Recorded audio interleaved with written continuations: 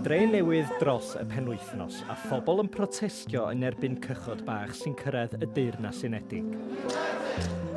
Mi oedd pobl yno hefyd yn codi llais yn erbyn o protestwyr. Tra ar yr un pryd, mi oedd strydoedd Llundain yn orlawn am resymau tebyg. Dros yr ha, mi oedd na fwy o brotestio ar y pwnc nag erioed o'r blaen, a'r byd ar-lein i weld yn annog o protestio wrth lledaenu newyddion ffug. Dros yr wythnos a dwytha, da ni wedi gweld nifer o honiadau yn ymddangos ar-lein sy'n dweud bod gwesty neu adeilad yn cael ei ddefnyddio i roi llety i geiswyr lloches. Mae yna enghraifft wedi bod ar Ynys Môn a hefyd yma ym Mangor. A pan da chi'n edrych ar y sylwadau wedyn, mae'n amlwg bod pobl yn teimlo yn eithriadol o gry, ond mae cynghorau lleol wedyn yn gorfod rhoi datganiadau allan yn dweud bod hyn yn newyddion ffug.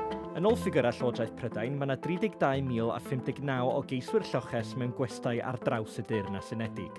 Ond be am Gymru? Wel, o'r mwy na 30,000, dim ond 76 sydd yma yng Nghymru, i gyd mewn un sir yng Nghyngor Caerdydd.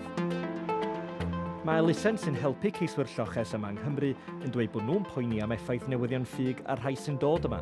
Mae'n drist iawn i gweld pobl yn defnyddio iaith beryglus ac yn cael camwybodaeth ar-lein. Mae hynny yn creu ofn ac yn rannu pobl. Ond yn ôl unig aelod o'r Senedd Reform, y blaid sydd yn erbyn y gwestai yma i geiswyr lloches, mae'n effeithio ar bawb. People say, oh, you're in Wales, you know, it doesn't affect you there. But it does, it affects every single one of us. It affects our public services, affecting our safety on the streets. It has a real impact on every corner of Britain. Galw ar bawb i bwyllo ma Llywodraeth Prydain, ar ysgrifennydd cartre newydd yn addo bwrw ati i dorri nifer y cychod bach.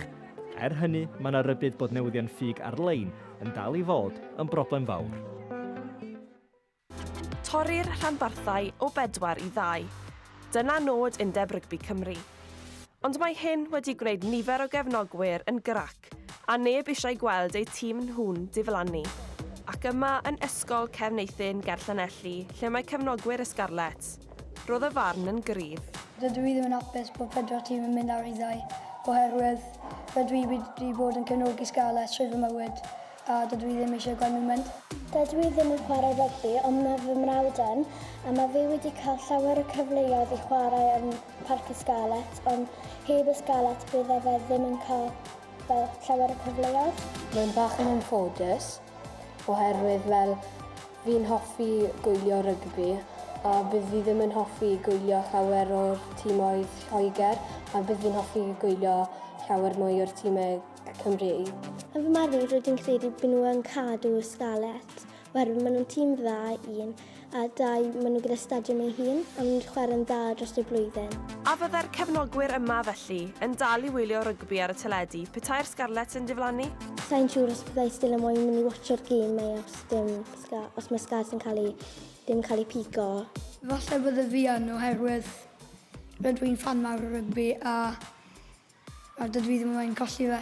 A fi'n credu hyd yn oed os mae Scarlets yn mynd, fi'n siŵr bydd dal rygbi safonus yn cael ei warch yn Nghymru.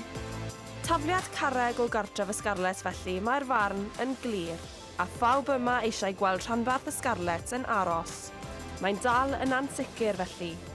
Pwy caiff ei taclo, a phwy fydd yn parhau i basio'r bêl.